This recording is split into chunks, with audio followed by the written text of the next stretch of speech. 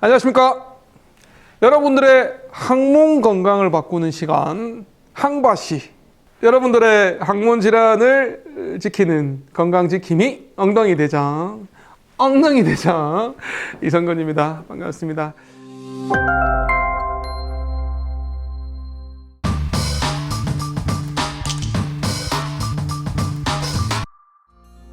자, 두 번째 질문 주시죠.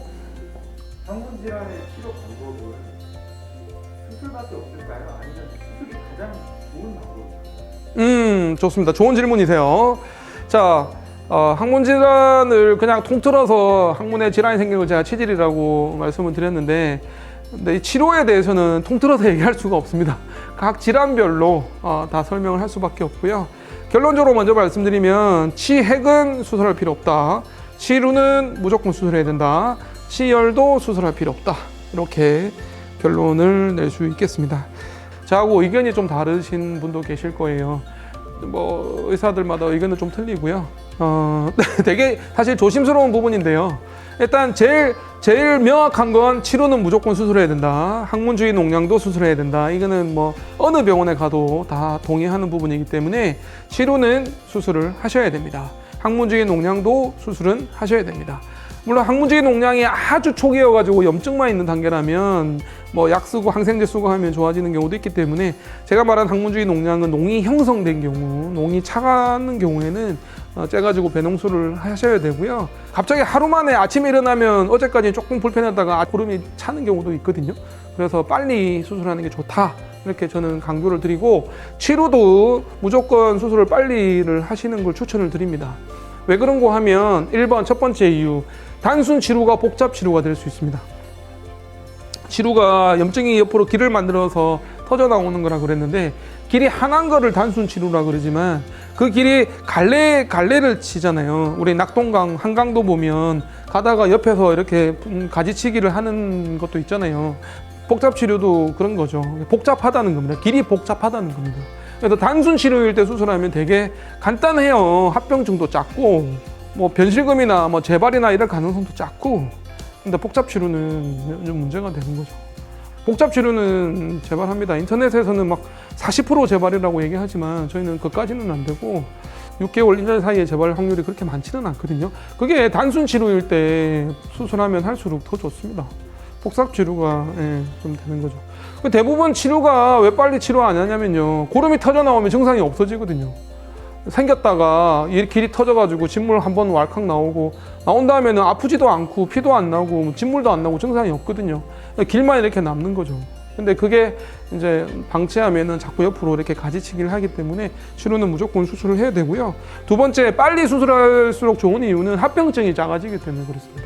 수술을 빨리 하시면 길이 하나라 하더라도 조금 있는 거랑 이렇게 큰 게 있는 거랑 다르거든요.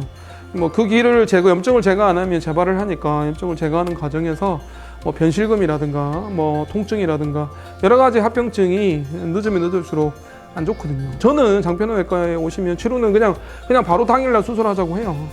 아니면은 일정이 오늘 안 되시면 뭐 조만간에 빨리 일정 잡아서 하자고 하거든요. 왜냐면 갑자기 확 심해지는 경우도 있으시니까. 갑자기 확 단순 치료가 복잡 치료로 진행되는 경우가 있으시니까. 막 겁준다고 얘기하시는데 저는 치료는 그렇게 설명을 해요. 치핵이나 치열은 제가 그렇게 막 안 하거든요. 근데 이게 무섭게 얘기 안 하는데 치료만큼은 제가 조금 그렇게 합니다. 그리고 세 번째 이유는 치료는 놔두면 암이 될 수 있습니다. 치료암은 물론 단시간에 되지는 않아요.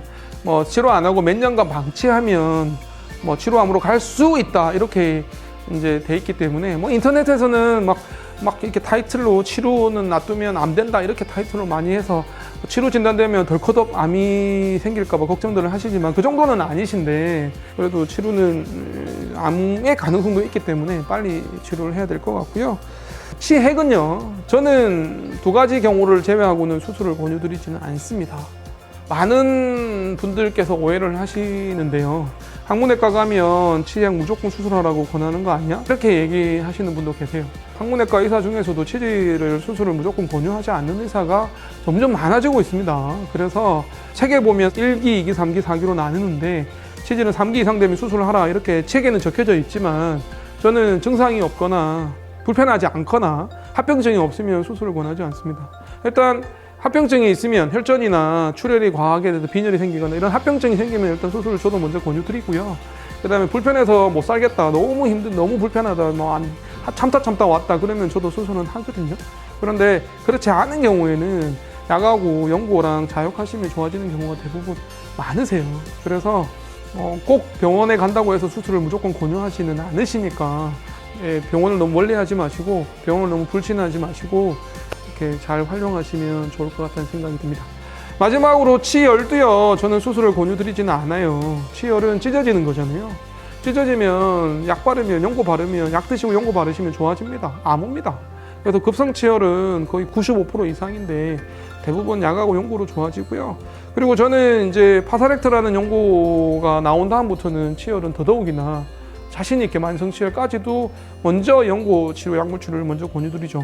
이제 일부 만성치열은 만성화돼서 굉장히 깊다든가 여러 가지 연관 증상이, 연관 소견이 나타나고 이런 경우에는 수술까지도 생각을 해야 됩니다만 저는 일단 약하고 연고 쓰면서 최대한 비수술적으로 그렇게 하고 있습니다.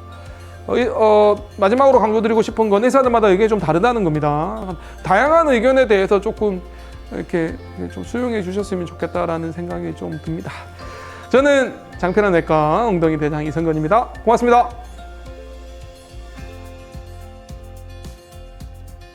자, 오늘은 치질, 이꼴 치액, 치핵에 대해서 얘기를 좀 나눠볼까 합니다.